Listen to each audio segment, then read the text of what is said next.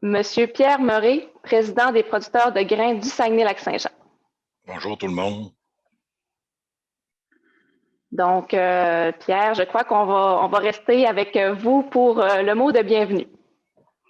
Alors, merci Marie-Ève. Écoutez, on était habitué de se voir à Saint-Bruno. Ça faisait plusieurs années qu'on se voyait à Saint-Bruno.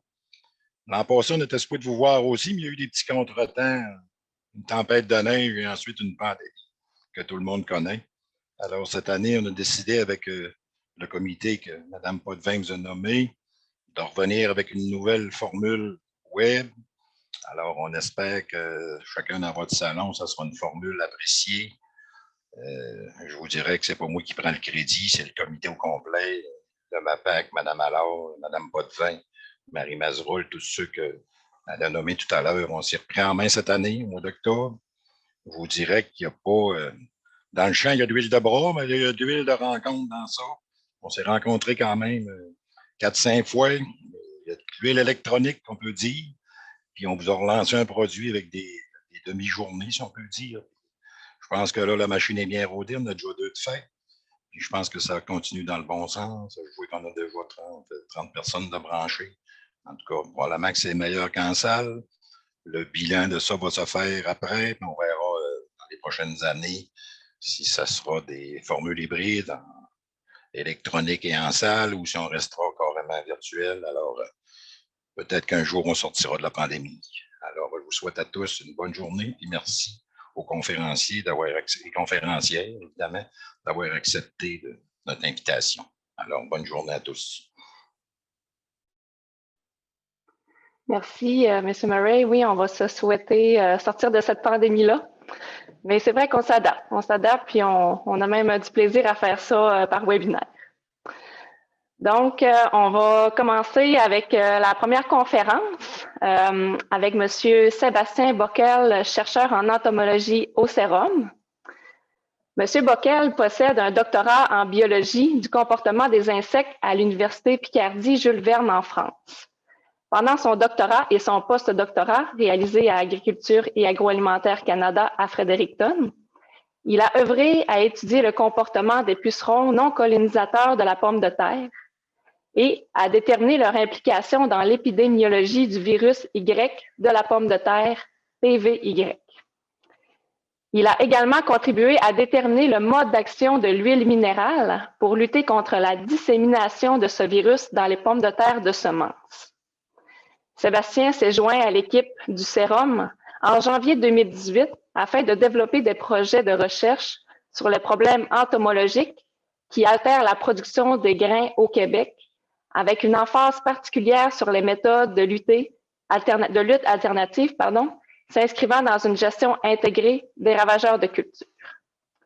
Alors, M. Bockel, je vous prête le micro. Merci beaucoup. Pendant que je vais partager mon écran, j'en profite pour remercier le comité organisateur et puis les producteurs de grains du Saguenay-Lac-Saint-Jean pour l'invitation. Et puis aujourd'hui, je vais vous parler, est-ce que normalement tout devrait être bon? Aujourd'hui, je vais vous parler de l'état de la situation sur les ravageurs du canola, notamment le suivi provincial qui est fait au travers du RAP Grande Culture et également des résultats de recherche.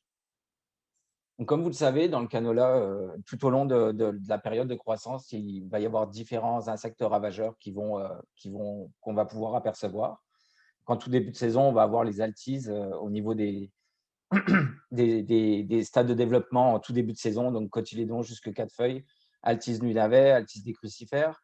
Par la suite, on peut avoir des problématiques du ravageur, la sacidomie du chou-fleur. Un petit peu moins problématique, le charançon de la silique qui peut intervenir, qui peut faire des ravages au niveau des canolas en fleurs. Par la suite, on va avoir des ravageurs un peu plus secondaires comme les méliguettes des crucifères, la punesterne, la faustène des crucifères et la pyrite du chou. Il faut savoir que la majorité de ces insectes ravageurs sont suivis par le RAP Grande Culture. Le RAP Grande Culture, en fait, c'est un réseau qui est ce qu'on appelle le réseau d'avertissement phytosanitaire pour RAP, et qui vise à informer les producteurs et les autres intervenants de l'agroalimentaire québécois sur la présence et l'évolution des ennemis des cultures dans leur région, et également d'informer sur les stratégies de lutte les plus durables contre ces ennemis. Donc, c'est environ 500 champs qui sont dépistés par année par le réseau, avec des collaborations avec les clubs conseils, bien sûr, et des personnes du MAPAC. Donc, au total, c'est 16 insectes qui sont suivis dans ce réseau, dont 6 dans le canola. On a aussi un nématode qui est suivi et une mauvaise herbe. Donc, on produit à peu près 40 communiqués par année, comme vous pouvez le voir sur la droite. Donc, ça, c'est le type de communiqué d'avertissement en fait, qu'on peut émettre toutes les semaines.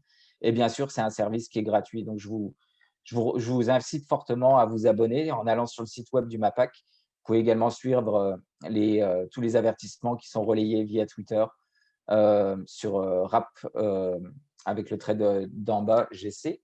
Et la coordonnatrice, c'est Isabelle Fréchette qui est hébergée au Sérum, mais qui gère le réseau d'avertissement phytosanitaire. Donc moi, pour la présentation, je voulais vous présenter un petit peu l'état de la situation au niveau provincial pour les différents insectes ravageurs dans le canola. Donc on va commencer par les altises. Au niveau des altises, on a 2 espèces qu'on peut voir sur la droite. On a l'altise des crucifères qui, elle, va être noire avec des reflets bleu-vert métalliques. Et on va avoir l'altise des navets qui, elle, est noire avec 2 lignes orangées qui sont irrégulières. Donc, c'est des petits insectes qui font à peu près 2-3 mm de long, qui ont un corps ovale. L'espèce prépondérante, c'est l'altise du navet, donc celle qu'on voit vraiment à droite avec les lignes orangées. Et apparemment, cette espèce serait un peu moins sensible au traitement de semences dans le canola. Donc, ces insectes font des longs vols et vont aller coloniser en fait les premiers champs qui vont être émergés, les premiers champs de canola émergés. Donc, c'est des insectes qui sont assez difficiles à observer. Ils sont de petite taille, ils ont une capacité à sauter lorsqu'ils sont dérangés. Et c'est pour ça que le dépistage est basé sur la défoliation et non sur un décompte d'individus. Donc, le stade sensible, on parle du stade cotylédon jusqu'au stade 4 feuilles. Le seuil économique, c'est à peu près 50% de défoliation qui peut être tolérée par le canola. Mais souvent, quand on a des infestations d'altise, la défoliation peut aller beaucoup plus vite. Et là, dans ce cas-ci, on va parler d'un seuil d'intervention de 25% de dommages. Donc ici, sur la droite, vous pouvez voir à peu près l'échelle de dommages qui est inférieure à 10%, 15%, 25%. C'est vraiment des petites piqûres que l'insecte va donner, puis qui va donner des petits trous ou des formations liégeuses au niveau de la plante. Donc, si on regarde maintenant les résultats de dépistage des altises au travers du réseau d'avertissement phytosanitaire, ici, ça vous présente la défoliation moyenne selon le stade de culture et de la région en 2021. Donc là, ce qu'on peut voir déjà, c'est que dans les différentes régions pour lesquelles on fait le suivi, les altises sont présentes partout. Elle est plus élevée au Bas-Saint-Laurent, elle est beaucoup plus faible en capitale nationale. Et je vous montre en haut la ligne rouge qui est de 25%, qui est le seuil d'intervention pour les altises. Donc, la défoliation, ce qu'on remarque aussi, c'est qu'elle augmente avec les stades du canola. Donc, en début de saison, on va avoir la colonisation qui va se faire. Donc, on va avoir très peu de dommages. Par contre, au fur et à mesure que le canola grandit, on va avoir une accentuation au niveau des dommages. Si on regarde maintenant ce tableau, donc sur la gauche, vous pouvez voir les 5 différentes régions au Québec pour lesquelles on suit l'altise. Et je vous ai fait un tableau récapitulatif sur les 4 dernières années, donc de 2017 jusqu'à 2020. Et là, ce qu'on peut voir, c'est qu'on a une augmentation des dommages qui va se faire au fur et à mesure des années. Donc en 2017, on n'avait vraiment pas de champ qui dépassait le seuil. Par contre, en 2018, on a un seuil qui s'est approché, notamment au Saguenay-Lac-Saint-Jean, du seuil de 25% de défoliation.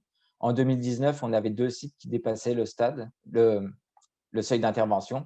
Donc là, on parle de stade 2 feuilles et du stade 4 feuilles, donc pratiquement à la fin de la période sensible. Et finalement, en 2020, on avait un site qui dépassait le seuil au Bas-Saint-Laurent et un site qui était proche du seuil en Abitibi-Témiscamingue.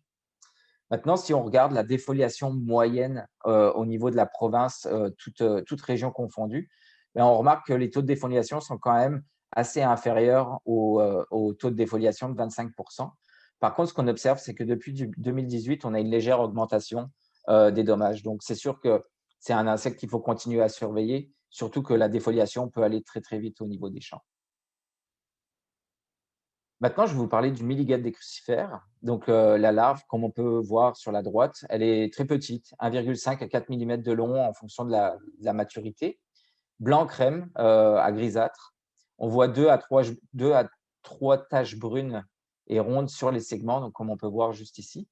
La larve, elle, va se nourrir de pollen à l'intérieur des boutons, comme on peut voir sur la photo. Donc, c'est vraiment à l'intérieur des boutons. Et l'adulte, quant à lui, un petit peu plus petit, de forme ovale, noir, avec des reflets métalliques également, très petit, 2,5 mm de long.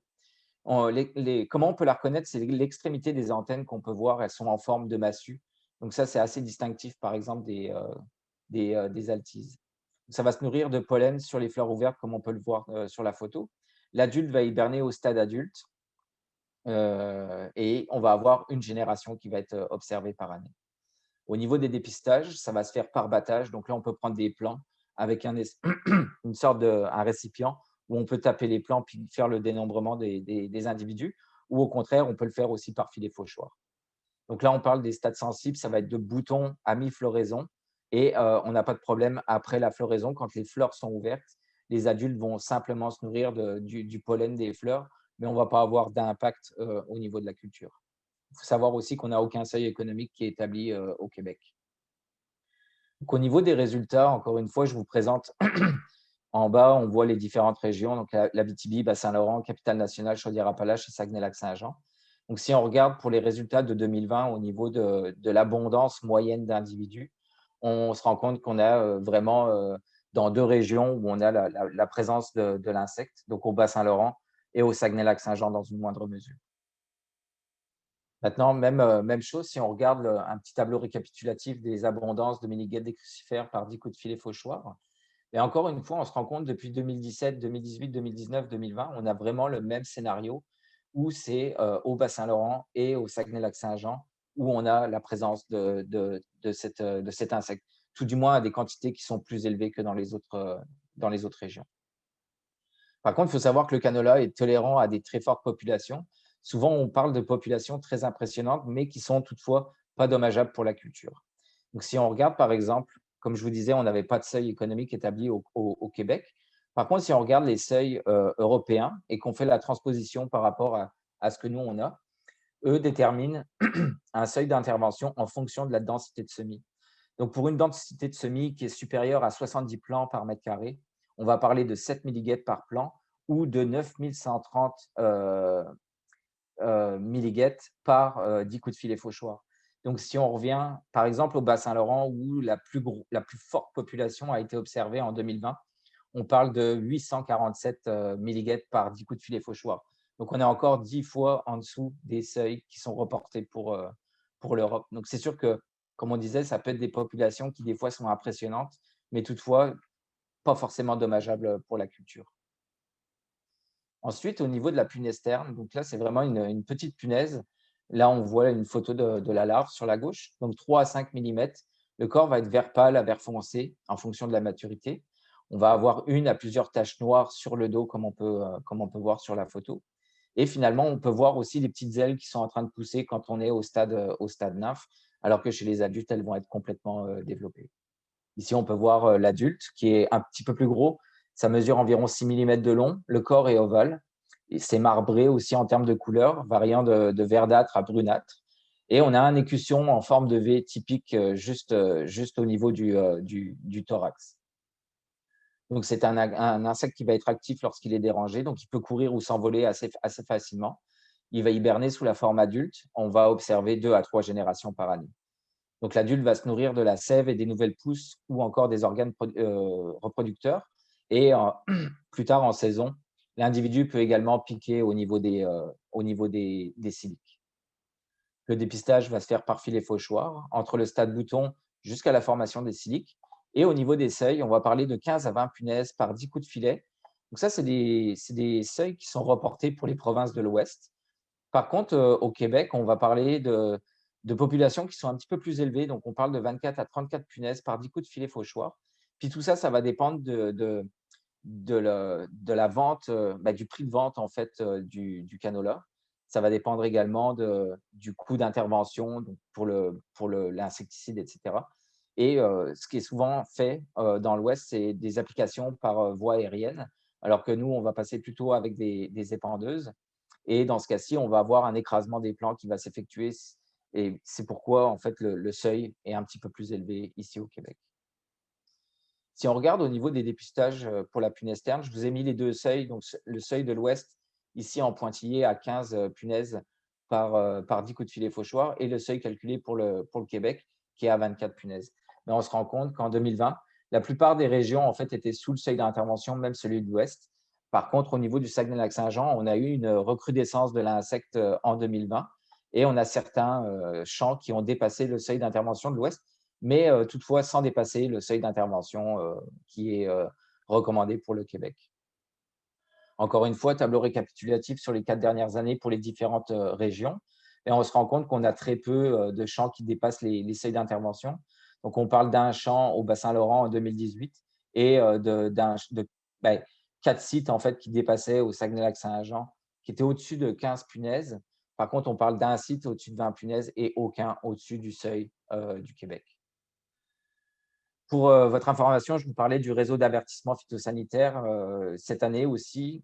Ça faisait vraiment longtemps qu'on n'avait pas eu à faire des avertissements au niveau de la punaise. Le dernier datait de 2013 en Chaudière-Appalaches et 2012 en Chaudière-Appalaches, Abitibi-Témiscamingue et centre du Québec. Mais cette année, on a quand même émis un avertissement au niveau du Saguenay-Lac-Saint-Jean pour faire le dépistage un petit peu plus poussé au niveau de la punaise, pour être sûr de pouvoir intervenir si les populations devenaient trop importantes. Donc, au final, je veux juste souligner que la punaise terne, c'est un insecte qui est peu problématique, mais qui est quand même à suivre, notamment l'année prochaine, puisque cette année, au Saguenay-Lac-Saint-Jean, on a eu des populations qui étaient assez élevées. Maintenant, au niveau du charançon de la silique, donc cet insecte a été rapporté pour la première fois au Québec en 2000. L'adulte, 3 à 4 mm de long, gris-noir. En fait, c'est le gris est plus dû à la pilosité de l'insecte, mais sinon, l'insecte est noir. Donc, c'est un long rostre typique ici, comme on peut le voir, caractéristique. Et bien souvent, cet insecte, quand on le perturbe, il va simuler une mort. Puis, il va redevenir actif après quelques secondes. Donc, ça, c'est assez caractéristique du charançon de la silique. Quant à la larve, on peut voir une photo ici, donc 5 à 6 mm.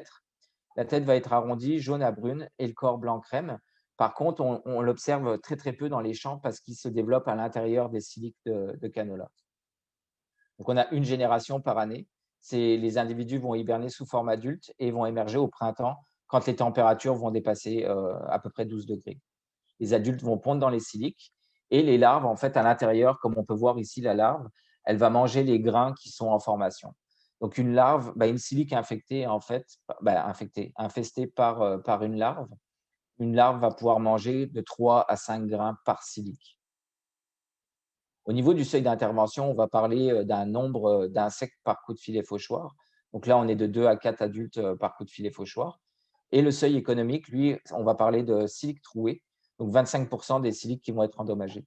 Comme on peut voir ici dans la petite photo, on voit le trou de sortie en fait de la larve. Donc quand la larve est à maturité, elle va creuser la paroi de la silique pour sortir de la silique, puis va tomber au sol pour se transformer en adulte. Donc, au niveau des dépistages réalisés en 2020, encore une fois pour les différentes régions, on a très très peu de champs. En fait, on a un seul champ qui a dépassé le seuil d'intervention en Chaudière-Appalaches, à Saint-Isidore, où on avait 30,8 individus par 10 coups de filet fauchoir. Donc, tout à l'heure, je vous parlais du seuil d'intervention de 2 à 4. Là, on était en plein milieu du seuil d'intervention à 3 charançons par coup de filet fauchoir. Par contre, bien qu'il y ait eu un dépassement de seuil au niveau des individus, ça n'a pas résulté en un dépassement de seuil au niveau des cycles troués en fin de saison. Donc ça, c'est une bonne nouvelle. Encore une fois, tableau récapitulatif pour les 4 dernières années. On se rend compte, en 2017, on avait 2 sites qui étaient au-dessus du seuil au Bas-Saint-Laurent, mais on n'a eu aucun dépassement du seuil de silique troué. Encore une fois, on a une population de charançons, mais qui ne résulte pas forcément en pas des baisses de rendement, mais en des dommages au-dessus du seuil en fin de saison. En 2019, on avait 3 sites qui ont atteint ou qui ont frôlé le seuil. Donc là, c'était la première année où on avait autant de sites qui dépassaient le seuil d'intervention. Et ces mêmes sites ont dépassé le seuil de silique troué. Finalement, en 2020, on a un site qui a dépassé le seuil en Chaudière-Appalaches, mais il n'y a eu aucun dépassement du seuil de silique troué en fin de saison. Donc là, je vais vous présenter un peu plus des résultats de recherche qu'on a entamés il y a quelques années au niveau du charançon de la silique. Donc là, on a une énorme base de données, en fait, depuis quelques années, qu'on a une base de données de 266 champs. Et dans ces champs, en fait, on a regardé le taux de capture, donc le nombre d'individus par coup de filet fauchoir. Donc, ce qu'on regarde, c'est qu'on capture le charançon de la silique dans 74% des champs. Par contre, le taux de capture ne dépasse pas un charançon de la silique par coup de filet fauchoir, donc en dessous, bien en dessous du seuil. C'est presque 90% des champs qui sont entre 0 et 1 charançon par coup de filet fauchoir. Quand on est supérieur à 2 individus par coup de filet fauchoir, là, on parle de 5,3% des sites. Donc, c'est vraiment pas beaucoup. Et finalement, quand on est vraiment au-dessus du seuil de 4 charançons par coup de filet fauchoir, là, on parle de 2,3% des champs qui dépassent ce seuil. Basé sur toutes ces données, en fait, on a été capable de développer un modèle prédictif qui nous permet de prédire le pourcentage de silique troué en fin de saison à partir des taux de capture de charançon de la silique au stade floraison. Donc là, en fait, l'idée avec ce projet, c'est vraiment de pouvoir déterminer les populations au moment de la floraison pour savoir si oui ou non on va dépasser le seuil économique en fin de saison et donc de pouvoir intervenir au moment opportun pour diminuer les populations de charançon. Donc, ce modèle prédictif prédit 25% de silique troué en fin de saison. Et ce que ça nous a donné, c'est en fonction du stade où on va faire le dépistage. Donc, si on fait un dépistage au stade bouton, on va parler de 2,7 à 2,8 charançons par coup de filet fauchoir. Par contre, si on fait un dépistage au stade floraison, là, on va parler d'à peu près 3 à 3,2 charançons par coup de filet fauchoir. Donc, ça, c'est vraiment intéressant de pouvoir prédire et d'affiner au final ce seuil avec les conditions du Québec. Donc, si on continue, moi, là, on fait le suivi du charançon de la silique depuis 2011. Donc, si on regarde le nombre de sites avec les dommages de charançon, donc là, ça vous présente le pourcentage ou le nombre de sites pour chacune des années. Mais on se rend compte, en moyenne, on a à peu près 73% des champs dans lesquels on a des dommages du charançon de la silique, mais pas forcément au-delà des seuils. Tout ça pour vous dire que 75% des champs sont on retrouve la présence du charançon de la silique. Par contre, ce qui est intéressant, c'est de regarder le nombre de champs qui dépassent le seuil d'intervention. Et on se rend compte qu'on a eu les 3 champs en 2019, mais sinon, au-delà de ça, on n'avait vraiment aucun champ qui dépassait les seuils d'intervention au cours des dernières années. Et également en 2020, où on a eu une baisse en fait, de la présence du charançon de la silique. Donc, on a un autre projet de recherche qui vise à déterminer la distribution et l'efficacité des parasitoïdes des larves de charançon de la silique. Donc, ce parasitoïde qu'on peut voir ici sur la droite a été découvert en 2009 au Québec et en Ontario. Son nom scientifique, c'est Trichomalus perfectus.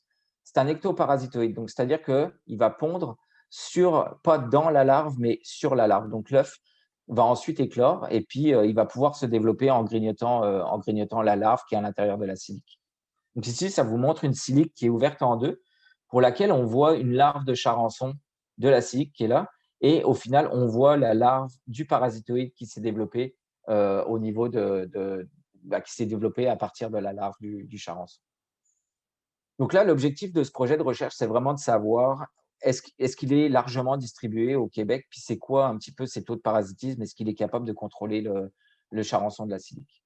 Au niveau du matériel et méthode, qu'est-ce qu'on a fait? C'est qu'on prélevait 1000 siliques en fin de saison, donc à peu près au stade BBCH 80-82, donc quand on commence à avoir une maturation des grains. Donc, c'est 292 champs pour lesquels on a un suivi depuis 2011. Donc, c'est une base de données qui est assez importante. On les reçoit ici au sérum, on met tout ça en incubation et par la suite, on laisse ça incuber pendant 6 semaines. Et au bout des 6 semaines, on rouvre ces boîtes puis on est capable de voir les larves de charançon de la silique et les parasitoïdes et ainsi également de voir les trous en fait, de sortie des larves. Et donc, basé là-dessus, on est capable d'identifier et de calculer des taux de parasitisme. Donc là, ici, ça vous présente ce graphique, en fait, vous présente le nombre de siliques trouées, le nombre de larves en orange et le nombre de parasitoïdes en fonction des différents sites qui ont été observés pour 2020. Donc, brièvement, on a retrouvé 123 parasitoïdes qui ont été collectés en 2020. On en avait 234, par exemple, qui ont été collectés en 2019, avec une forte population au bassin Laurent. Donc, on a des identifications qui sont toujours en cours, mais par contre, on a une grande majorité de Trichomalus perfectus. On parle à peu près de 75% de tous les parasitoïdes qui sont récoltés, qui appartiennent à la famille du parasitoïde que je vous ai présenté juste avant. Donc, on avait 13 sites pour lesquels on avait du parasitoïde. C'est à peu près 45% des sites. En 2019, par exemple, on avait 55%. Donc, sur l'ensemble des sites qu'on suit, on a à peu près la moitié des champs qui présentent du parasitoïde. Donc, c'est relativement bien répandu. En 2020, on avait Chaudière-Appalaches et Bas-Saint-Laurent. C'était les régions avec beaucoup de parasitoïdes. En 2019, on en avait beaucoup plus au Bas-Saint-Laurent et au Saguenay-Lac-Saint-Jean, par exemple. Donc, ici, ça vous présente le taux de parasitisme en 2020. Donc, le taux de parasitisme moyen était de 19,6%. Donc, 10,3%. Donc, on a eu une augmentation quasi doublée, en fait, entre 2019 et 2020. Et puis, mais par contre, ce qu'on observe, c'est qu'on a des variations qui sont très importantes. Donc, si je prends par exemple au Saguenay-Lac-Saint-Jean, on a un taux de parasitisme moyen de 28, presque 29%. Mais par contre, entre les différentes villes, on a une variation qui est relativement forte. Donc là, on a des taux de parasitisme qui sont relativement faibles, alors qu'à Normandin ou à Masteuillard, on peut avoir des taux de parasitisme qui sont beaucoup plus élevés, qui sont en fait de 100%. Par contre, ce que je veux souligner, c'est qu'il faut faire attention avec les forts taux de parasitisme parce que souvent, c'est dans des champs où on a très, très peu de charançons de la silique. Donc, il suffit qu'il y ait 1 ou 2 charançons, que ces derniers soient parasités. Et pour le coup, on va avoir que des parasitoïdes qui vont émerger, ce qui va nous donner des forts taux de parasitisme. Mais en même temps, c'est un contrôle qui est effectué par le charançon de la silique. Donc aussi, je voulais souligner qu'on peut sous-évaluer le taux de parasitisme si les parasitoïdes ont émergé avant la récolte. Parce que souvent, la ponte du charançon de la silique va se faire au moment où la silique va se développer. Donc, la larve va se développer à l'intérieur. Le parasitoïde va intervenir, mais c'est possible qu'il finisse son cycle avant même qu'on ait récolté les siliques. Donc, c'est pour ça, c'est peut-être possible qu'on sous-évalue les taux de parasitisme. Donc là, c'est juste pour vous présenter l'analyse globale. Il y a 3 choses qu'il va falloir qu'on regarde ici. Donc là, c'est le pourcentage de silique troué. Donc, plus le rond va être gros, plus le pourcentage de silique troué va être important par rapport à la carte. Ensuite, la croix, ça va être les présences de silique troué, mais par contre, on n'a pas du tout de parasitisme. Et finalement, la couleur du rond va vous donner l'intensité en fait du parasitisme. Donc, quand on est dans le jaune, on a très peu de parasitisme, et plus on va dans le violet, plus le parasitisme va être élevé. Nous, on a fait l'exercice en fait de cartographier ça pour les 9 dernières années, depuis 2012 en fait. Donc en 2012, on voit que les ronds sont relativement petits, mais par contre, la coloration est quand même assez élevée. Donc au final, ça veut dire qu'on avait peu de charançons et les taux de parasitisme étaient relativement élevés. Donc maintenant, si on regarde l'évolution au fil des années, on se rend compte que les ronds ont tendance à augmenter jusqu'en 2019, où on a vraiment eu une recrudescence de charançon de la silique et les taux de parasitisme étaient un petit peu plus faibles parce que justement, on avait beaucoup de charançon de la silique. Par contre, en 2020, là, on s'est retrouvé avec beaucoup moins de charançon de la silique. Puis, on avait également des taux de parasitisme qui ont un petit peu augmenté en comparaison à 2020. Donc, au final, si on récapitule un petit peu tout ça, je vous ai présenté tout à l'heure le site avec le pourcentage de charançon. Donc, c'était 75% des sites qui présentent du charançon de la silique. Par contre, ce qui est vraiment intéressant de souligner, c'est que dans les sites où il y a du charançon de la silique, c'est quasi 63% des sites qui ont du parasitoïde. Donc là, ça veut dire que le parasitoïde va se développer puis va exercer un certain contrôle au niveau du charançon de la silique. Quand on parle du taux de parasitisme moyen, on arrive avec un taux de parasitisme de 20% qui est relativement fort pour un parasitoïde. Finalement, si on regarde le nombre de grains mangés, comme je vous disais tout à l'heure, une larve de charançon de la silique à l'intérieur d'une silique va pouvoir manger de 3 à 5 grains par silique. Donc ici, c'est exactement ça qu'on observe depuis les dernières années. On a en moyenne 4,5 grains qui sont mangés par silique. Par contre, quand on a la présence du parasitoïde, on arrive à diminuer de quasi 50% le nombre de grains qui vont être mangés à l'intérieur de la silique. Donc encore là, même si on a la présence du charançon, on va quand même diminuer les dommages qui vont être faits au niveau des grains. Donc le parasitoïde, pour conclure, en fait, est relativement bien implanté au Québec et il semble bien contrôler les populations de charançon de la silique. Donc, est-ce qu'on doit s'inquiéter du charançon de la silique? au niveau de la répartition et des dommages, on a vu une augmentation en 2019 de la présence de silique troué et de larves de charançon de la silique. Par contre, on a eu une grosse diminution en 2020. Ensuite, au niveau de la répartition, est-ce qu'on aurait un hotspot au Bas-Saint-Laurent? Parce que c'est souvent dans cette région où on va avoir des quantités qui vont être, en tout cas, la présence de charançon qui va être plus forte que dans les autres régions. Et on a aussi une légère augmentation du charançon en Abitibi-Témiscamingue. Donc, c'est probablement une région pour laquelle il faudrait continuer à dépister le charançon de la silique. On a une faible présence du charançon de la silique au cours des 8 dernières années, de manière générale, localisée à certains sites ou à certaines régions. Et on a peu de champs, au final, qui dépassent les seuils de dommages économiques. C'est pourquoi le parasitoïde fait un bon contrôle de ce ravageur. Donc, le parasitoïde, Trichomalus perfectus, c'est l'espèce majoritaire. À date, c'est 77% des identifications qui ont été faites depuis 2011 qui sont responsables du parasitisme. Et c'est un parasitoïde qui est bien répandu au Québec. C'est à peu près 63% des sites qui ont la présence du parasitoïde. Et ce parasitoïde contribue à maintenir les populations de charançon sous les seuils de dommages économiques. Donc là, ça fait le tour pour le charançon de la silique. Maintenant, je vais parler un petit peu de la cécidomie du chou-fleur. Donc la cécidomie, c'est un insecte qui est relativement récent, observé en 2000 en Ontario. Et les premiers dommages assez importants au Québec ont été observés en 2010. Et depuis, c'est un insecte qui prend un peu plus d'ampleur. C'est principalement le ravageur dans le canola. L'adulte, en fait, c'est un tout petit moucheron, 1,5 à 2 mm de long. Il a la tête noire et va posséder de longues antennes. Il va avoir le corps brun pâle à gris avec de longues pattes. L'abdomen va être jaune verdâtre. Il est très difficile à apercevoir dans les champs. C'est vraiment un tout petit moucheron. Au niveau de la larve, ça, c'est vraiment à l'intérieur des bourgeons de canola. Donc, très petit, 2 à 4 mm. Ça ressemble à un tout petit asticot, jaune citron quand il arrive à maturité. Donc, quand on a des très, très fortes infestations, on peut voir les larves sortir des bourgeons, mais sinon, on est obligé comme d'ouvrir le bourgeon pour observer les larves. Donc, on a à peu près 2 à 5 générations par année. Ça va hiberner sous forme de pupe et ça va émerger au printemps pour donner la première génération d'adultes au printemps. Donc, l'adulte va pondre dans les points de croissance. Au niveau des stades sensibles, on va parler du stade élongation jusqu'à l'ouverture des boutons floraux secondaires. Par la suite, l'insecte est très, très peu dommageable. Au niveau du seuil économique, on n'en a aucun qui est déterminé au Québec. Par contre, on a un seuil qui est provisoire en Ontario. On parle de 5 cécidomies par piège par jour. Mais par contre, il y a beaucoup d'études qui sont faites en collaboration avec le Québec et l'Ontario pour justement déterminer un seuil d'intervention pour la cécidomie du chou-fleur. Donc, c'est un important ravageur des brassicacées. Et au niveau du canola, elle peut causer jusqu'à 81% de perte de rendement. Ça a été notamment rapporté en Ontario. En fait, comme je vous disais tout à l'heure, les jeunes pousses en fait, vont se déformer. Ça, c'est les symptômes typiques qu'on peut voir. Un bourgeon qui va gonfler, qui va se déformer, qui va être tordu. Par la suite, ça peut également arrêter l'élongation. Donc, comme on peut voir ici, des plants endommagés par la cécidomie versus des plants qui ne sont pas endommagés. On peut avoir un avortement des points de croissance qui va donner des bouquets de silique au lieu d'avoir une élongation qui va se passer au niveau de la tige.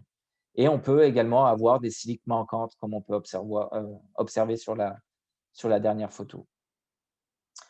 Donc, c'est un ravageur qui est difficile à gérer. Les larves vont se nourrir de manière cryptique à l'intérieur des bourgeons. Là, on peut voir une petite larve juste ici qui est ressortie, mais sinon, la plupart sont vraiment à l'intérieur.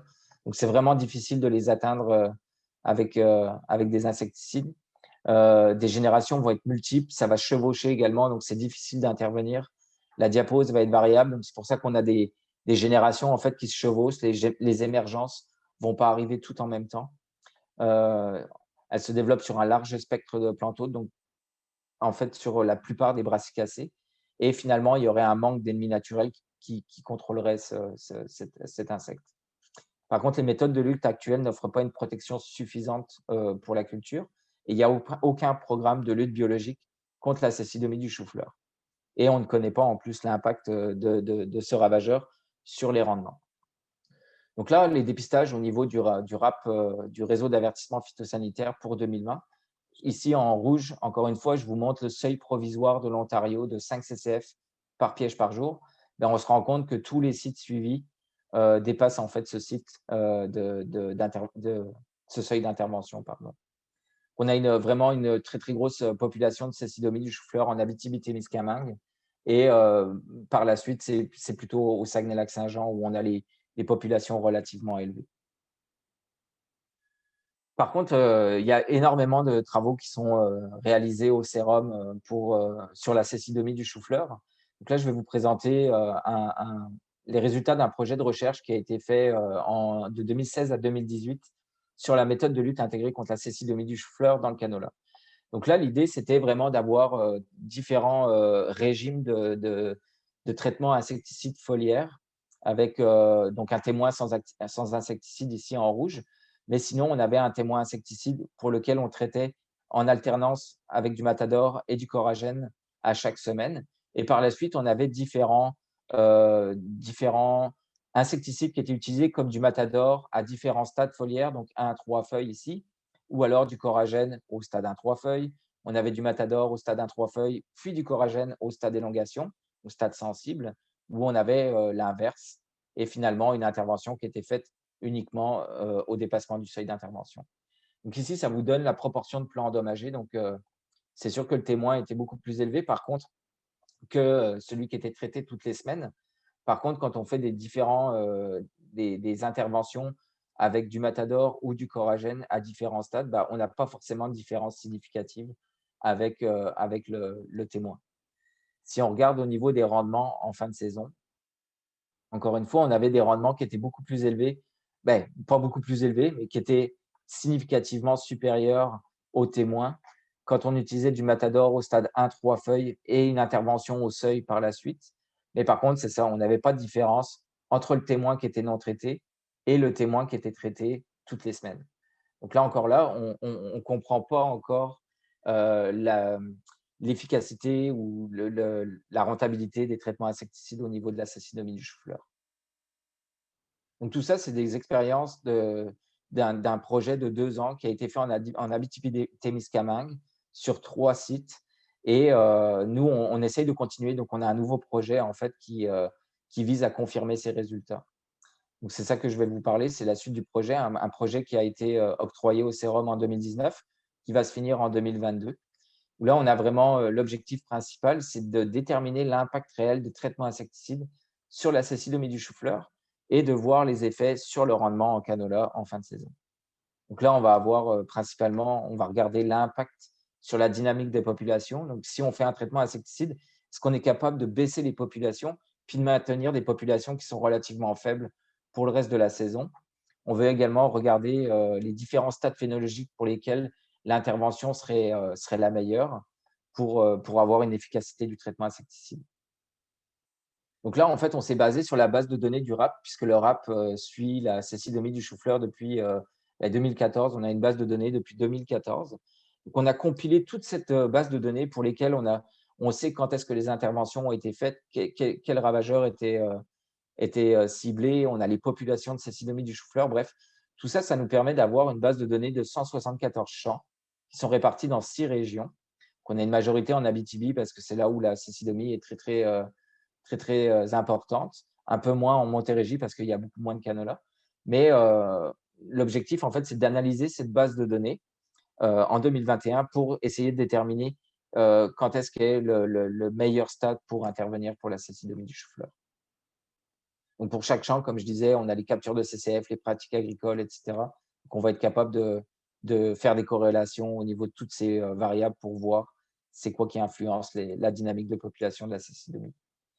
Également, à côté de ça, on fait des récoltes de rendement. Donc, pour chaque champ qui sont suivis par le réseau d'avertissement phytosanitaire, on a 4 pièges à phéromones qui sont dans les champs. Puis pour chacun de ces pièges, on va faire des récoltes manuelles de quadras juste aux alentours du piège pour essayer de corréler la quantité de cécidomie dans le champ avec les pertes ou les augmentations de rendement qu'on peut observer en fin de saison. Donc, ces échantillons sont envoyés au sérum, puis on les met en fait à sécher à l'extérieur. On simule un andin, comme ce serait fait au champ. Et par la suite, on bat ces différents bouquets pour déterminer c'est quoi les rendements et de pouvoir mettre ça en corrélation avec les différentes densités de cécidomie.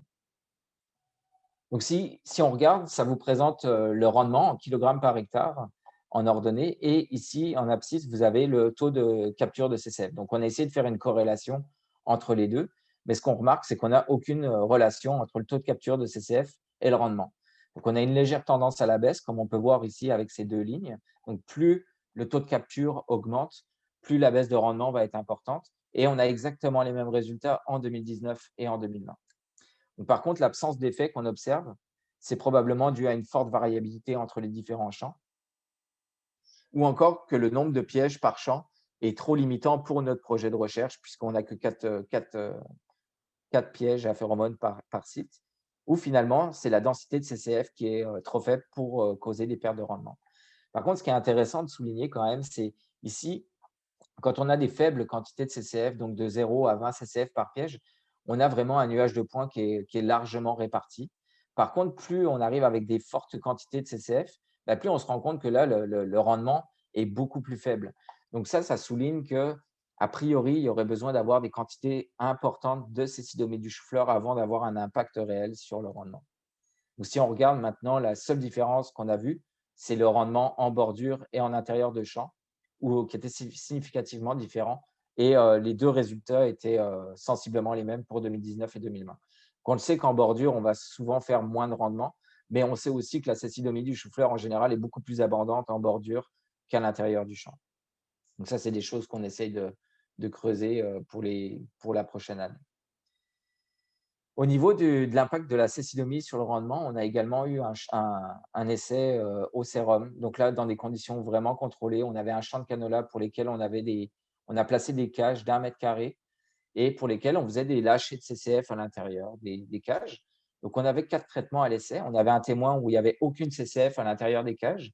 Puis après, on a fait varier la densité de CCF de 100, 300 et 900, ce qui représente à peu près 2 CCF par plan, 5 CCF par plan ou 15 cécidomies par plan. Donc, on faisait des lâchers d'insectes au stade sensible, donc au stade d'élongation.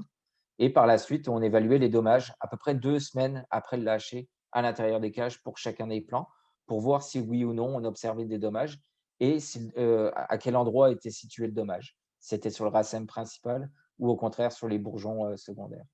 Et finalement, en fin de saison, on a récolté chacun des plants de chacune des cages et on a fait une évaluation des dommages au niveau du nombre de racèmes, mais aussi au niveau du nombre de siliques total et de siliques par racème ou par plant observés en fin de saison. Donc, vraiment pour essayer d'aller chercher une réponse sur c'est quoi l'impact de la cécidomyie sur les composantes du rendement du canola. Donc, la première question qu'on s'est posée, c'est est-ce qu'une densité croissante de CCF va augmenter le nombre de plants endommagés?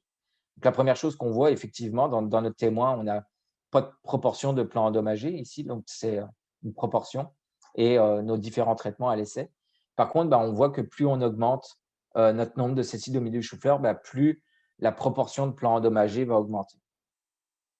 Ensuite, est-ce qu'un plant endommagé conduit à une perte de rendement?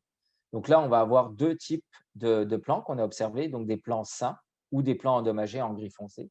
Donc notre témoin ne constituait que des plants sains. Le rendement par plant en grammes était à peu près de un peu moins de 6 grammes. Donc ce qu'on regarde, c'est que la densité de CCF, quand elle va augmenter, on ne va pas forcément avoir une perte de rendement au niveau des plants. On va même peut-être avoir une légère augmentation.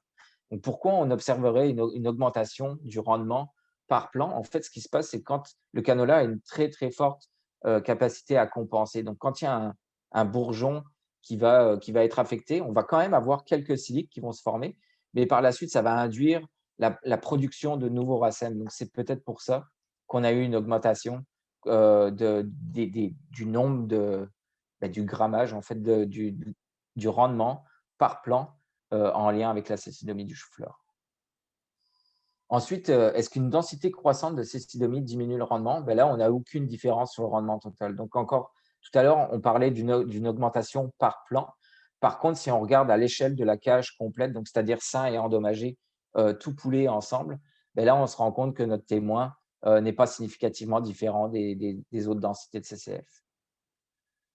Au niveau du plan par mètre carré, on n'a pas de différence de peuplement. Donc, encore une fois, on sait que la cécidomyie ne va pas induire ou ne va pas faire mourir des plants. Il va juste causer des avortements au niveau de certains bourgeons.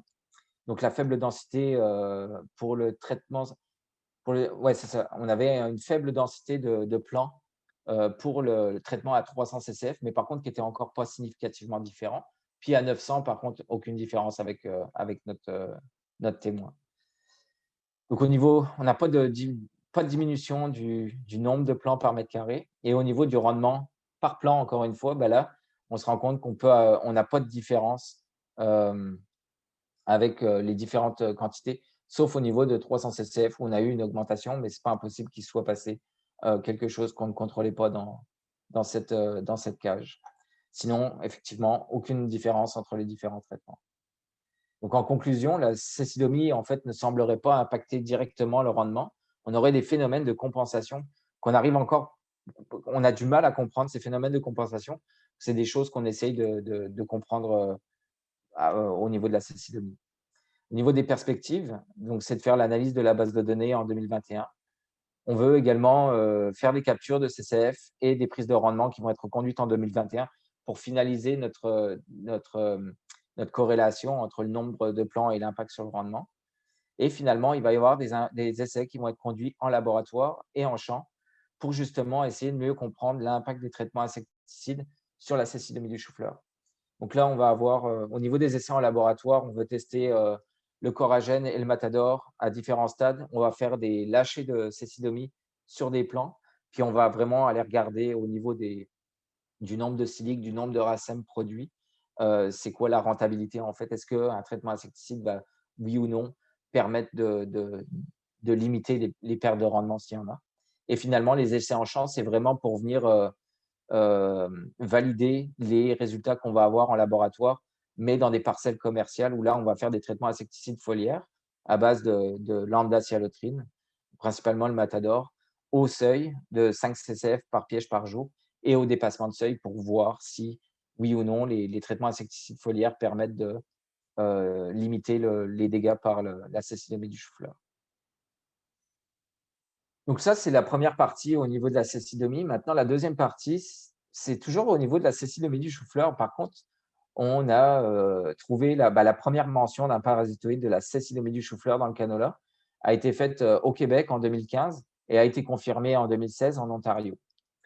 Donc là, c'est un insecte, il s'appelle Cynopeas smailis et c'est un endoparasitoïde. Donc lui, on peut le voir ici avec son petit dard. Il est capable de venir pondre à l'intérieur de la larve de cécidomyie du chou-fleur. La première étude importante a été faite de 2009 à 2011 en Europe, donc par Abraham, et lui avait fait une enquête du parasitoïde de la cécidomyie du chou-fleur en Europe. Et suite à la première mention, en fait, on a voulu continuer ici au Québec pour voir s'il était vraiment bien répandu. Le cycle de vie, c'est une très, très courte durée de vie. Donc, on parle de 2 à 12 jours, qui est augmentée avec la présence de sucre. Donc, sucre, ça peut être à base de fleurs ou des plantes avoisinantes ou du canola. C'est un parasitoïde qui va préférer les larves matures. Donc, plus elles vont être âgées, plus le parasitoïde va être efficace. Et il est capable de pondre ses œufs immédiatement après l'émergence. Donc, ça, c'est vraiment important. Et les taux de parasitisme qui étaient reportés en Europe, on parle de 3% en moyenne, avec un maximum de 28%. Donc, encore une fois, ils ont la présence du parasitoïde, mais qui n'est pas forcément très, très efficace pour contrôler les populations de cécidomyie du chou-fleur. Donc, le projet qu'on a obtenu en 2018 et en 2023 se fait en collaboration avec l'Université de Guelph, Rebecca Hallett en Ontario. Et l'objectif, c'est vraiment de savoir où est localisé le parasitoïde. Est-ce qu'il est largement répandu? C'est quoi son abondance, donc que ce soit au Québec ou en Ontario? C'est quoi le taux de parasitisme aussi qu'on peut observer au Québec et en Ontario? Et c'est quoi la dynamique de population au fil des années? Est-ce que c'est un parasitoïde qui s'installe ici au Québec, puisqu'il a été observé la première fois en 2015? Ou au contraire, est-ce que c'est juste un parasitoïde qu'on retrouve de manière ponctuelle, puis qui ne s'implante pas forcément dans nos champs? Donc là, on a fait une étude au champ. Au Québec, c'est 28 sites à peu près dans cette région entre 2018 et 2020. En Ontario, on avait beaucoup plus de champs, 61 sites. Mais par contre, les échantillonnages étaient faits moins souvent dans les sites. Donc au Québec, on parle de 4 échantillonnages de 20 plants de canola infestés au cours de la saison. En Ontario, on avait 8 échantillonnages pour pour 11 sites et tout le reste des sites, c'était 1 ou 2 échantillonnages qui ont été faits au cours de la saison. Au niveau de la méthodologie, on va dans les champs, on prélève des plants de canola qu'on coupe en tout petits morceaux. Ça va nous permettre en fait de laisser finir le cycle de vie de la saccidomie du chou-fleur. Et par la suite, on va observer les insectes qui vont émerger tout au long de l'été. Et là, on va pouvoir récupérer le nombre de saccidomies qui émergent, mais également le nombre de parasitoïdes qui émergent. Puis on est capable de calculer des taux de parasitisme et puis de voir sa répartition. Donc, si on regarde au niveau de la répartition du parasitoïde au Québec et en Ontario, donc ça, c'est en 2018, on avait 3 régions au Québec qui étaient échantillonnées, donc l'Abitibi, Saguenay-Lac-Saint-Jean et au Bas-Saint-Laurent. Et en fait, on a retrouvé du parasitoïde dans tous les champs qu'on avait échantillonnés. Donc ça, c'est vraiment une bonne nouvelle. Parasitoïde est présent partout au Québec.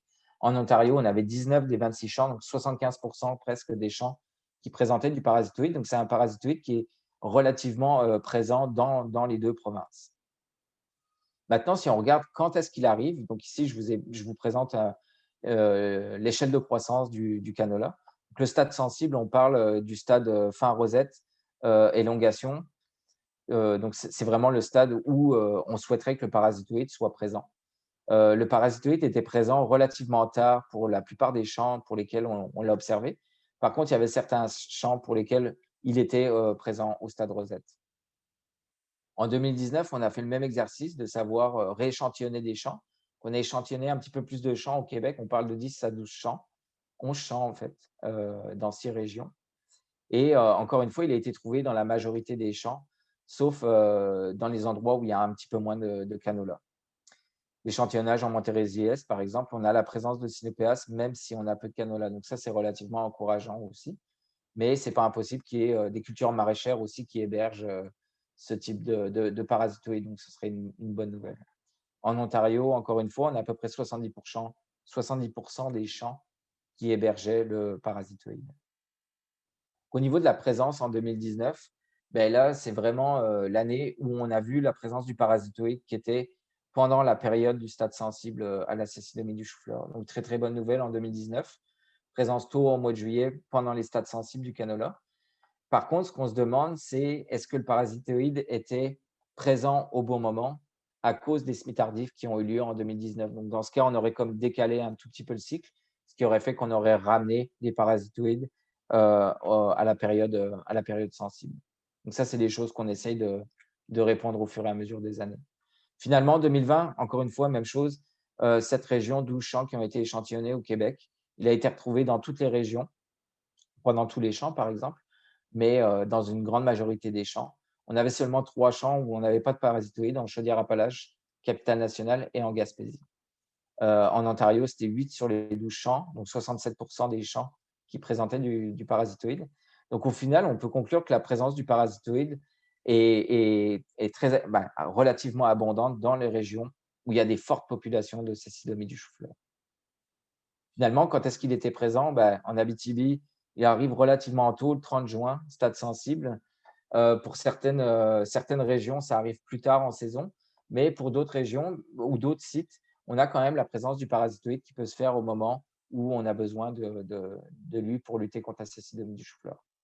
Donc la présence reste tardive pour la majorité des sites, mais on essaye de voir un petit peu si cette dynamique change au cours du temps ou non.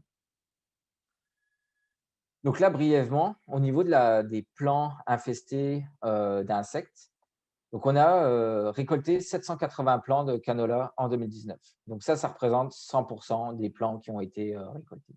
Sur ces 100% des plants, sur ces 780 plants, on avait à peu près la moitié des plants qui présentaient de la saccidomie du chou-fleur et 28% des plants qui présentaient du parasitoïde. Par contre, si on regarde le nombre d'insectes, là, on se rend compte que la majorité des insectes qu'on a récoltés, c'est de la saccidomie, mais qu'on a quand même 10% de parasitoïdes qui ont émergé.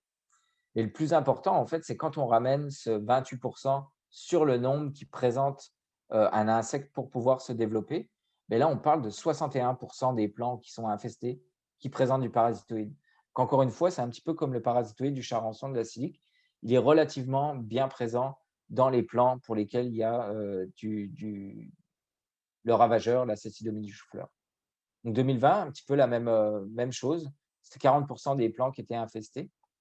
14% des plants qui présentent du parasitoïde.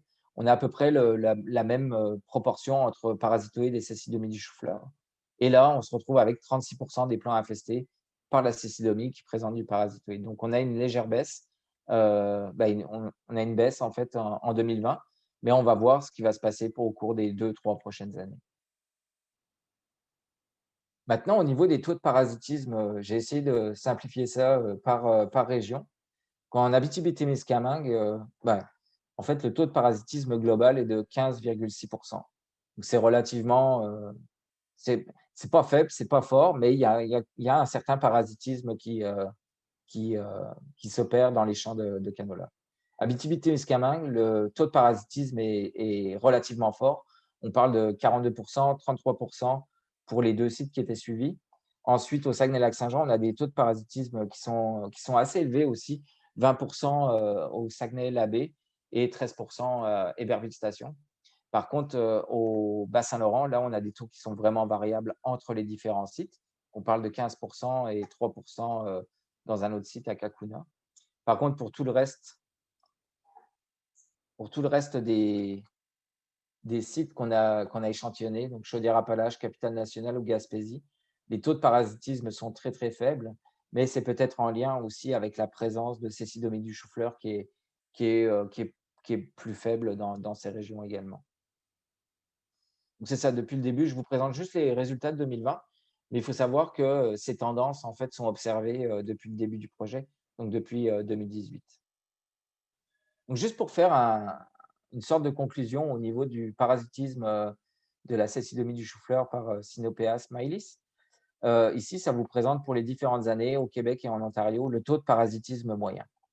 Donc en fait, en 2018, on avait un taux de parasitisme moyen qui était à peu près de 25% versus 5% en Ontario, donc taux de parasitisme qui est plus élevé au Québec.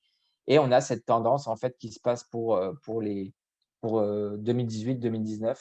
2019, on a eu une légère baisse du taux de parasitisme, mais toujours le même parasitisme en Ontario. Là, j'attends les résultats de ma collaboratrice pour 2020. Mais encore une fois, au Québec, on a à peu près le taux de parasitisme est relativement stable au travers des années. Et tout ça, si on met ça en comparaison avec les taux de parasitisme qu'on observe en Europe, qui étaient à peu près de 3%, au final, on a des taux de parasitisme qui sont beaucoup plus élevés qu'en Europe. Si on regarde maintenant la même chose au niveau du parasitisme maximum, Québec, on parle de 76, 70, à peu près 70 à 76% de parasitisme. Par contre, le taux de parasitisme maximum en Ontario est plus faible.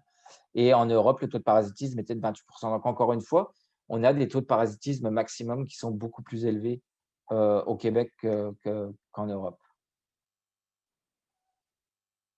En même temps, quand on regardait pour la présence du parasitoïde, on regarde en fait l'ensemble des parasitoïdes qui émergent de nos peaux. Et en 2019, on a détecté un nouveau parasitoïde. En fait, ce parasitoïde, il présente comme une longue prolongation au niveau du dos ici.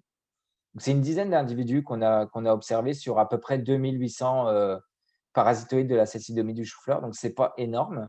Mais par contre, ça reste que c'est un parasitoïde de cécidomie. Donc là, c'est identifié comme Inostemma, donc ça, c'est son nom scientifique. Dizaines d'individus qui ont été détectés en 2019. Puis on essaye justement de suivre ce parasitoïde pour voir s'il s'implante dans la province du Québec ou si au contraire, ça reste des parasitoïdes qui sont comment dire, qu'on retrouve en fait que de temps en temps dans les champs de canola. En 2020, on a regardé, mais on n'en a pas trouvé également, mais on avait beaucoup moins de parasitoïdes retrouvés d'une manière générale en 2020. Donc, à voir ce que ça va donner pour 2021 et puis 2022. Donc, au final, pour conclure, Cynopéas est largement distribué en Ontario et au Québec. Il est présent dans les différentes régions, à peu près 82% au Québec, 71% des champs qui sont échantillonnés. Donc, on a 50 à 60% des plants échantillonnés en Abitibi au Saguenay-Lac-Saint-Jean qui hébergeaient du parasitoïde. Donc, en fait, il est très bien établi en fait, dans ces régions où il y a beaucoup de cécidomie du chou-fleur. Il est présent tout au long de la saison, donc environ pour 11 semaines. Il apparaît de début juillet jusqu'à la 3e semaine de septembre. Donc là, ça permet de faire un certain contrôle pas de la première génération de cécidomie, mais sur les générations qui arrivent par la suite. On a par contre une forte variation entre les sites en termes d'abondance et en termes de taux de parasitisme. Ça, c'est des choses qu'on veut essayer d'expliquer par la suite. Et finalement, le taux de parasitisme au Québec est beaucoup plus élevé qu'en Europe. Donc ça, c'est vraiment prometteur dans le sens où on pourrait avoir un certain contrôle qui s'exercerait au niveau de la cécidomie grâce aux parasitoïdes. Puis, il y a certaines publications scientifiques qui rapportent que des taux de parasitisme de 32 à 40% sont potentiellement capables de contrôler le ravageur ciblé. Donc, on n'est vraiment pas loin avec on a des taux maximum qui sont supérieurs à ça, mais le taux moyen de parasitisme est un petit peu plus faible que ça. Donc, on va voir si au fur et à mesure des années, ça augmente ou pas. Et finalement, la différence entre l'Ontario et le Québec, on va essayer d'évaluer ça sur la durée du projet, donc sur les 5 ans du projet. Par contre aussi, on a un volet dans ce projet de recherche que je ne vous présente pas forcément, mais qui vise à justement faire un élevage de ce parasitoïde pour essayer de voir si on serait capable d'utiliser ça comme solution biologique, donc faire des lâchers de parasitoïdes dans les champs de canola pour avoir un contrôle ou alors pour avoir la présence du parasitoïde au moment clé où c'est en fait pendant les stades sensibles du canola. Donc ça, c'est des choses qu'on étudie également au cours du projet. Donc si je conclus au niveau des ravageurs du canola en général, on a une multitude de ravageurs dans le canola, mais généralement, le canola va compenser les dommages qui peuvent être faits d'une certaine manière. Et la surveillance des champs et les seuils d'intervention, c'est vraiment important de suivre pour être conscient des ravageurs qu'on a dans nos champs, mais également de pouvoir de faire des interventions lorsque nécessaire. Donc, les stratégies de lutte intégrées, au niveau de l'ensemble des ravageurs, on va parler de dates de semis, par exemple, qui peuvent être décalées dans le temps. Ça va permettre de lutter contre certains ravageurs. La rotation des cultures qui est très, très importante pour briser le cycle des insectes. Contrôle des mauvaises herbes aussi qui est très important pour éviter d'héberger ou d'avoir des plantes qui vont garder des populations de ravageurs aux abords des champs. La technique de culture piège, par exemple, peut être envisagée, la promotion des ennemis naturels et finalement l'utilisation d'insecticides lorsqu'ils sont homologués pour les ravageurs. Et lorsqu'on est en dépassement des seuils, ça reste un outil aussi important pour justement maintenir des populations à des seuils acceptables. Donc, finalement, je vais conclure un petit peu ce webinaire sur la production d'un guide sur la gestion intégrée des insectes nuisibles dans la culture du canola. Donc, c'est un guide qu'on est en train de finaliser. Donc, le contenu, ça va être vraiment, ça va parler des différents ravageurs. Puis pour chacun des ravageurs, ça va vous donner les plantes hôtes, l'identification, le cycle de vie, le type de dommage, comment dépister les dommages, les espèces semblables pour lesquelles il faut faire attention pour ne pas les confondre, la présence d'ennemis naturels, comment on les surveille, comment on les dépiste. Ça va vous donner aussi l'information sur les seuils économiques, les options de lutte. Ce guide, en fait, va être destiné aux producteurs agricoles, aux conseillers, aux dépisteurs en grande culture. Il va y avoir plein de fiches aussi sur les ennemis naturels et les insectes bénéfiques. Donc ça, c'est un peu novateur. La plupart du temps, on a des guides sur les ravageurs. Mais là, on fait le lien aussi avec les ennemis naturels qui peuvent contrôler en fait, ces ravageurs. Et donc, c'est un guide qui va être disponible soit en version électronique, donc téléchargeable PDF, ou alors en format poche, qui va être complètement gratuit. Et si tout se passe bien, ça devrait être disponible au printemps ou à l'été 2021. Donc, regardez pour vous procurer ce guide si ça vous intéresse. Et donc, je finis par remercier toutes les personnes qui contribuent au projet de recherche, notamment les clubs conseillers en agro-environnement, avec qui on collabore d'année en année pour nos différents projets. L'ensemble des producteurs participants aussi pour nous donner accès aux champs et puis pouvoir continuer la recherche. C'est fortement apprécié. Je remercie aussi les membres du réseau d'avertissement phytosanitaire Grande Culture, donc tous les collaborateurs avec qui on se réunit toutes les semaines pour justement discuter des résultats des dépisteurs et puis pouvoir émettre les avertissements en temps et en heure. Finalement, toutes les personnes qui sont impliquées dans l'identification des insectes, donc notamment pour les parasitoïdes de la cécidomie du chou-fleur, l'équipe du sérum pour tous les projets de recherche qu'on fait au centre là, pour que ça se fasse. Et finalement, l'équipe de l'Université de Guelph aussi qui travaille fortement de leur côté avec le parasitoïde de la cécidomie du chou-fleur. Et finalement, tout au niveau des financements, Donc, on a différents partenaires qui ont financé ces recherches. Donc, pour les parasitoïdes de la cécidomyie du chou-fleur, on parle du partenariat canadien pour l'agriculture avec Agroalimentaire Canada et puis aussi Eastern Canada Oilseed Development Alliance, le RAP Recherche et le réseau d'avertissement Grande Culture et les petits projets de RAP Recherche qu'on appelle, qui sont financés par le ministère, et le projet sur la cécidomyie du chou-fleur et le guide qui est financé également par la stratégie phytosanitaire et le ministère de l'Agriculture, des Pêcheries et de l'Alimentation du Québec. Je vous remercie pour votre attention. Je sais que c'était un petit peu long, 1 heure de webinaire. J'espère que ça a fait le tour. Puis, n'hésitez pas si vous avez des questions, je peux répondre à vos questions. Merci. Merci beaucoup, Sébastien Bockel. C'était très intéressant, très complet aussi. Donc, on est rendu à la deuxième conférence, qui est en fait une capsule d'information sur les programmes d'aide financière en agro-environnement. Cette capsule est présentée par Madame Anne Gilbert, ingénieure au MAPAC, à la direction régionale du Saguenay-Lac-Saint-Jean depuis juin 2011, conseillère en agro-environnement et responsable du programme Prime Vert, ainsi que Mme Sarah Villeneuve, agronome au MAPAC, à la direction régionale du Saguenay-Lac-Saint-Jean depuis 2008, conseillère en agriculture biologique et en agro-environnement. Donc, je vous rappelle brièvement que si vous avez des questions, on les écrit dans le chat, puis on aura une période à la fin pour les poser et pour clavarder. Alors, à vous, mesdames. Merci, Marie-Ève. Alors, c'est ça, on m'a demandé de vous faire un petit tour d'horizon des programmes qui sont disponibles en agro-environnement au ministère de l'Agriculture.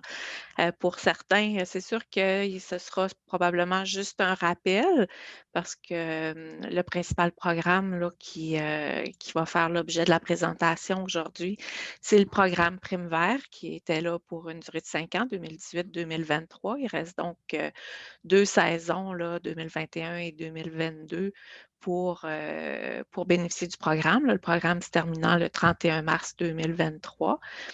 Mais quand même, je pense que plus on en parle, plus il y a des possibilités d'aller chercher de l'aide financière pour certains volets peut-être qui sont moins connus. Puis après ça, on va vous présenter vraiment brièvement le programme d'appui à la conversion à l'agriculture biologique, l'initiative ministérielle en productivité végétale, puis un petit rappel sur le programme territoire, drainage et échaudage des terres.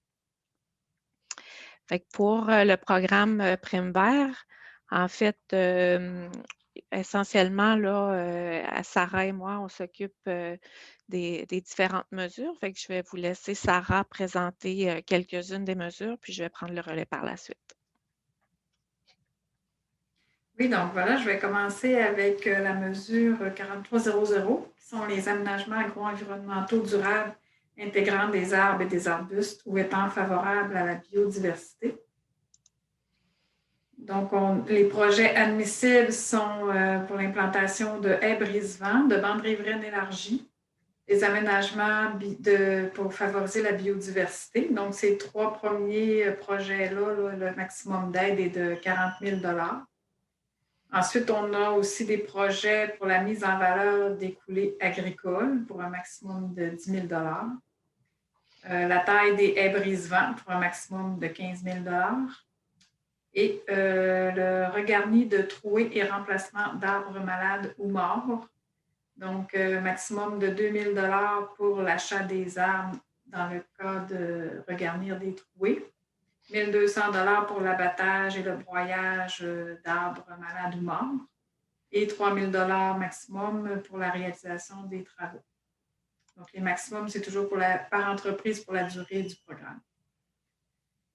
La mesure 4301B sont les pratiques de conservation des sols. Donc, ça concerne l'introduction de cultures de couverture sur une entreprise ou l'augmentation des superficies en culture de couverture. Donc, la définition de culture de couverture pour être admissible à cette mesure d'aide-là, C'est une plante ou un mélange de plantes semées après, en dérobé ou pendant, en intercalaire, la croissance de la culture principale avec comme principal objectif de couvrir et de nourrir le sol. La culture de couverture ne doit pas être récoltée ni détruite mécaniquement ou chimiquement à l'automne. Les repousses de rejet de battage, les céréales d'automne récoltées et les cultures destinées à la récolte l'année suivante ne sont pas considérées comme des cultures de couverture dans le cadre de cette mesure. Les superficies sont en propriété ou en location selon la fiche d'enregistrement au MAPAC. Et la culture de couverture est implantée sur des superficies cultivées avec des cultures annuelles. Donc, pour ce qui est de l'aide financière pour cette aide-là, c'est un montant forfaitaire qui est donné de 75 $ par hectare par année.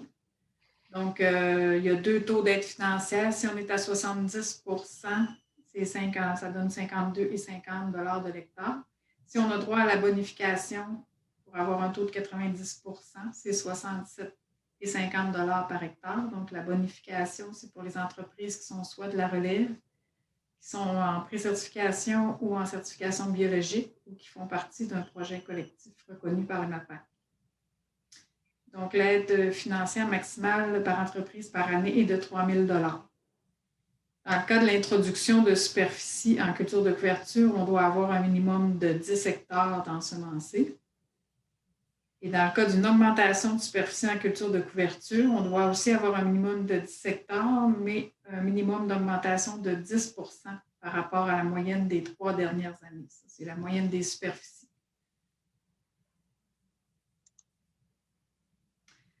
Donc maintenant, pour la mesure 4302, équipements et pratiques visant à la réduction des risques liés aux pesticides.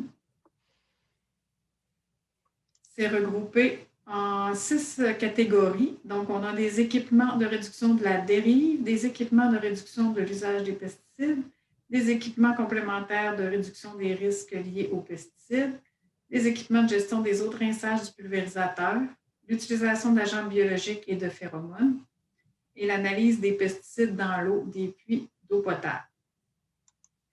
Donc, cette aide-là, c'est vraiment selon des équipements qui ont été priorisés là, pour bénéficier de l'aide financière. Sur le site du MAPAC, il y a le guide du demandeur qui est présent et qui démontre là, sous forme de tableau tous les équipements qui sont admissibles. Et on vous invite à les consulter là, si vous êtes intéressé à cette aide-là. Donc, pour la présentation, on a mis quelques exemples qui concernent plus les productions de grandes cultures. Donc, dans la première catégorie, équipement de réduction de la dérive, on a les déflecteurs pour semoirs permettant de réduire la dérive de poussière provenant des semences traitées. Ça, il y a une aide de 900 $ par équipement et 4 500 $ pour la durée du programme. Et les rampes à air assistées, on peut aller chercher 5 000 $ par équipement complet et 15 000 $ pour la durée du programme. Concernant la deuxième catégorie, les équipements de réduction de l'usage des pesticides, on a les équipements de traitement en bande. Donc, ça peut être acheter un équipement directement qui permet l'épandage en bande ou adapter un équipement existant pour permettre l'épandage en bande. Donc, 5 000 $ par équipement complet ou 15 000 $ pour la durée du programme. On a aussi les systèmes GPS de fermeture automatique de section de rampe de pulvérisateur. Donc, dans ce cas-ci aussi, c'est 5 000 $ maximum par équipement complet ou 15 000 $ pour la durée du programme. On a un détecteur de végétation qui est aussi admissible pour 5 000 $ pour un équipement complet ou 15 000 $ pour la durée du programme. On a les systèmes de guidage et de correction RTK qui sont réservés par contre aux productions biologiques ou en transition. Donc, dans ce cas-ci, on peut aller chercher 10 000 $ par équipement complet ou 20 000 $ pour la durée du programme. On a plusieurs catégories d'équipements pour ce qui est du désherbage mécanique.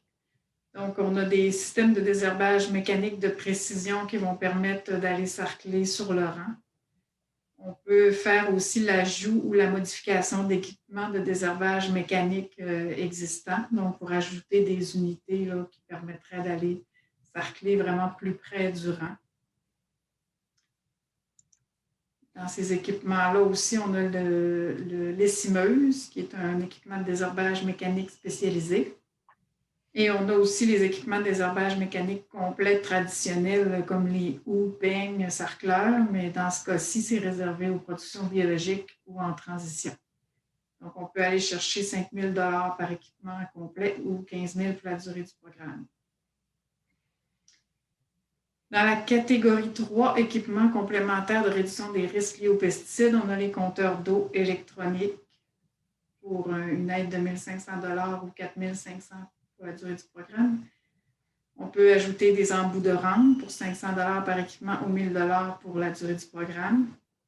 Il y a aussi les systèmes de pulvérisation ultra bas volume dans le cas des productions de pommes de terre, donc 5 000 pour ces équipements-là ou 10 000 pour la durée du programme.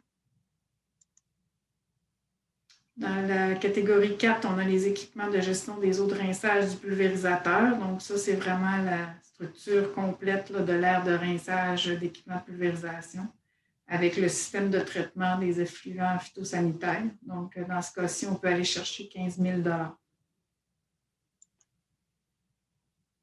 Et une dernière catégorie, l'analyse des pesticides dans l'eau des puits d'eau potable. Donc, dans ce cas-ci, ça vise à établir un diagnostic et à recommander des améliorations pour les pratiques de gestion des pesticides. Il y a 3 analyses qui sont obligatoires, donc ils sont inscrites ici, OPS+, glyphosate AMPA et pesticides émergents. Les analyses effectuées par le centre d'expertise sont effectuées, dans le fond, par le centre d'expertise en analyse environnementale du Québec, du MELCC. Et on peut aller chercher 900 par année et 1 800 pour la durée du programme. Maintenant, la mesure 4303, qui sont les équipements permettant l'application en bande des matières fertilisantes dans les cultures horticoles. Donc, ça permet l'achat d'un épandeur permettant l'application en bande de matières fertilisantes ou la modification d'un équipement permettrait l'application en bande de matières fertilisantes. Donc, dans ce cas-ci, on parle de production de cultures horticoles de plein champ, soit des productions fruitières, maraîchères ou ornementales. Et l'aide financière est de 10 000 par équipement complet jusqu'à 20 000 pour la durée du programme.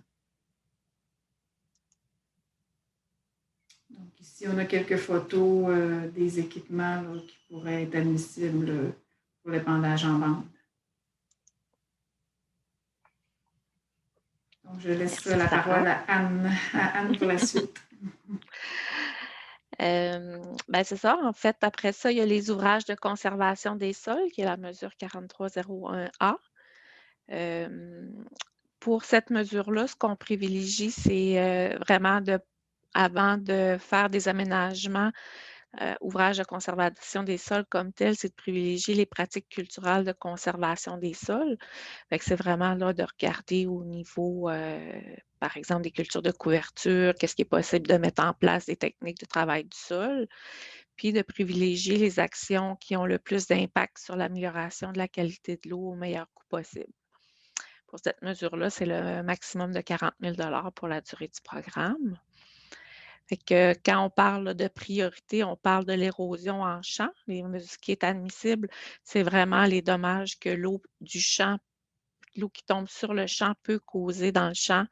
Puis après ça, aussi l'érosion dans les fossés et les cours d'eau, là, mais c'est vraiment l'eau du champ. On ne peut pas rendre admissible de l'érosion qui est due par les cours d'eau, par le mouvement de l'eau, par le courant ou par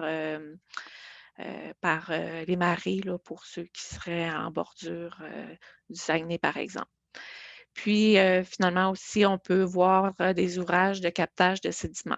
Fait qu'ici, il y a quelques exemples d'aménagements qui peuvent être admissibles. On a une voie d'eau enrochée, des voies d'eau engazonnées ou même des fois, à peu de frais, là, on peut aménager ou lever l'équipement de travail du sol dans un tracé préférentiel d'écoulement de l'eau. Il y a possibilité d'aménager aussi des avaloirs avec des risbermes là, pour diminuer la longueur d'écoulement de l'eau, donc de réduire les possibilités d'érosion. On a ici aussi une chute enrochée en bordure de talus pour limiter l'érosion, la dégradation du talus là, quand l'eau sort du champ.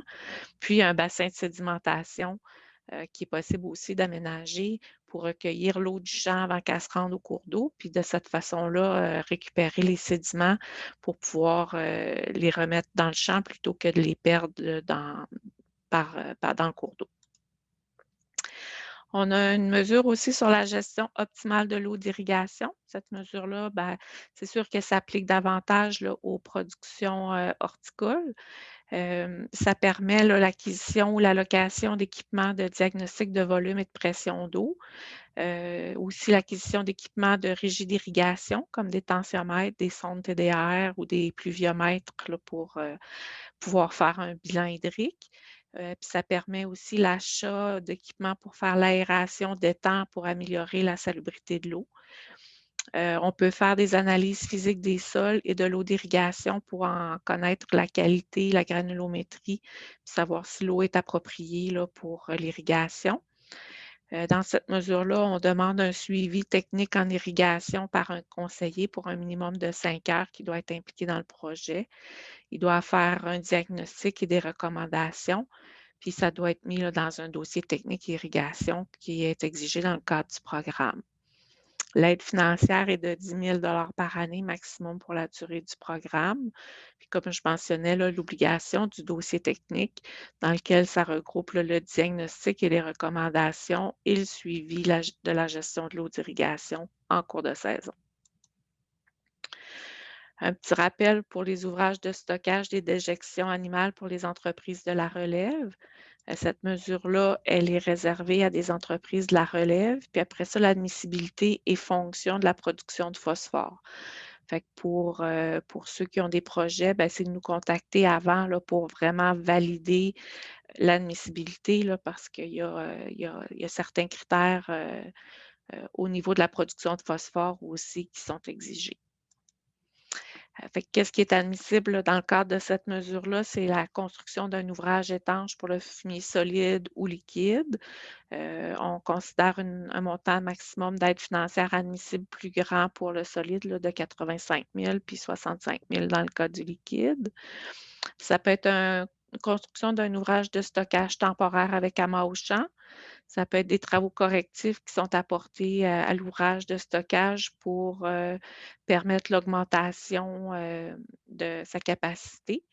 Donc, par exemple, mettre un toit sur la structure existante ou si la structure n'a jamais été subventionnée, des travaux correctifs apportés à l'ouvrage de stockage pour le réparer puis le rendre étanche. Pour ceux qui pourraient avoir des problèmes là, d'étanchéité au niveau des fosses. On a les équipements et les infrastructures de gestion des résidus végétaux et des eaux usées. Ça aussi, c'est peut-être plus encore là une mesure là, qui s'adresse à des producteurs maraîchers, mais parfois aussi au niveau de la production animale, il peut y avoir des éléments qui sont admissibles. Donc, les produits visés, c'est les résidus végétaux qui peuvent provenir du parage, du lavage, de l'entreposage, du déclassement, de la transformation ou du retour des invendus ou des eaux usées, les solutions nutritives en serre, la recirculation des solutions nutritives. Ça peut traiter aussi, ça peut viser les eaux de lavage maraîchères, les eaux de lavage acéricoles, les eaux de laiterie pour les entreprises laitières là, qui n'avaient pas, qui n'ont pas l'obligation réglementaire là, d'entreposer leurs eaux de laiterie puis qui doivent maintenant le faire. Ils peuvent être admissibles à une aide financière. Les eaux de lavage de bâtiments, entre autres dans la production avicole où est-ce que les eaux de lavage doivent être recueillies. Les lixiviets d'ensilage, puis les eaux de transformation agroalimentaire, les bouts de production, de transformation ou de traitement pour parfois là, au niveau animal, là, c'est vraiment une entreprise agricole qui doit être admissible, mais un agrotransformateur qui ferait de la transformation à la ferme pourrait être admissible à une aide financière. Ce qui est admissible comme projet, il y a les projets de caractérisation et de réduction à la source. Donc, pour déterminer des quantités, des volumes et des charges de ce qu'il y a à traiter. modifier des équipements de récolte pour produire moins de résidus, faire du dessablage à sec, encore là pour nettoyer les légumes avant, par exemple, le lavage, ça fait que ça va apporter moins de terre dans l'eau de lavage, donc une eau moins contaminée. Faire un pré-lavage, faire une recirculation d'eau, des équipements qui permettraient de réduire les prélèvements en eau et d'améliorer la pression, puis de faire de la ségrégation des eaux propres et usées. Puis après ça, pour le traitement ou la disposition au niveau des résidus végétaux, ce qui est admissible, c'est le dépandage au champ, l'alimentation animale ou l'exportation vers un centre de traitement autorisé ou le traitement par compostage. Puis au niveau des eaux usées, bien, encore là, on peut prévoir là, une solution d'épandage au champ, d'exportation vers un centre de traitement autorisé, un pré-traitement pour un rejet au réseau d'égout ou un traitement, par exemple, par infiltration là, avec champ d'épuration. Puis la mesure 4307, les aménagements alternatifs en production de bovins de boucherie. Encore là, ben, c'est sûr que c'est pour les productions de vaches-veaux, de bovins, de semi-finition, bovins d'engraissement, veaux de grains, bisons, cervidés. Il y a deux critères d'admissibilité pour pouvoir être admissible à cette mesure-là, soit par les critères historiques ou par les critères relève. Fait qu'il faut vraiment là, faire une analyse de la situation là, pour voir l'admissibilité des entreprises agricoles. Fait que ça, il faut nous téléphoner là, pour qu'on puisse regarder l'ensemble des critères avec vous. Puis les projets qui peuvent être admissibles, là, c'est des enclos d'hivernement jumelés à des bandes végétatives, des aires d'alimentation couvertes, aussi jumelés à une bande végétative ou à un ouvrage de stockage. Puis, il y a possibilité aussi de faire des correctifs à des enclos existants pour améliorer la performance environnementale. Pour le volet 3, on a, Sarah, est-ce que toi, tu voulais présenter cette mesure-là? Ou... Oui, donc on a une mesure qui s'appelle 4313, l'appui individuel aux entreprises agricoles pour la réalisation d'essais d'implantation de pratiques agro-environnementales. Donc, l'objectif de cette mesure d'aide-là, c'est d'accroître l'adoption de pratiques agro-environnementales éprouvées par le soutien à la réalisation d'essais d'implantation de pratiques agro-environnementales éprouvées, ça se répète un peu, en entreprise agricole. Donc, les essais admissibles sont en lien avec l'amélioration de la santé des sols, la diversification des rotations des cultures, la réduction des risques liés à l'utilisation des pesticides. Les critères d'admissibilité, la superficie maximale est de 5 hectares. On doit bénéficier de l'accompagnement d'un conseiller spécialisé, soit d'un agronome. Il doit avoir préparation d'un dossier technique et élaboration d'un dispositif expérimental. L'aide financière est jusqu'à 15 000 sur une période maximale de 3 ans pour un même projet. Et les dépenses admissibles sont de 70 %. Donc, ça termine pour ce qui est du programme Prime Vert. Maintenant, je vais vous présenter le programme d'appui pour la conversion à l'agriculture biologique qui est en vigueur depuis 2015. Donc, il est sous forme de 2 volets. Le volet 1 pour le soutien à la conversion d'unités de production végétale, acéricole et apicole. Donc, l'aide financière est versée sous forme de 2 versements. Donc, un premier versement à la pré-certification et un deuxième versement lorsque la certification est complétée. Puis le montant de l'aide financière est en fonction du type de production. Donc, chacun des types de production a son montant d'aide financière par hectare. Donc, c'est un montant forfaitaire qui est donné là, selon les superficies. Puis le maximum pour le volet 1 est de 20 000 par entreprise, soit 10 000 à la pré-certification et 10 000 à la certification. Il y a aussi le volet 2 qui est le soutien à la construction ou à la modification d'installations d'élevage pour répondre aux normes biologiques.